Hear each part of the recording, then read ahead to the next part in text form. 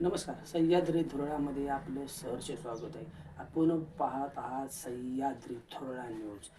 अक्रोडे शेनगाव जिल्हा परिषद मतदारसंघाचे विद्यमान जिल्हा परिषद सदस्य जीवनदादा पाटील यांचा हा मतदारसंघ महिला ओबीसीसाठी आरक्षित झाला आहे. यामुळे जीवनदादा पाटील यांचा ओबीसी दाखला असल्याने त्यांच्या सुविद्य पत्नी सौ अर्चना जीवन पाटील या काँग्रेसकडून निवडणूक लढण्याची जोरदार तयारी करत आहे. यांच्याच विरोधात महायुतीकडून आकुर्डेचे माजी सरपंच व बुद्रुक तालुका संघाचे माजी चेअरमन विजयकुमार साप्तापा भांदिगरे यांच्या सुविद्य पत्नी ह्या निवडणूक लढवू शकतील.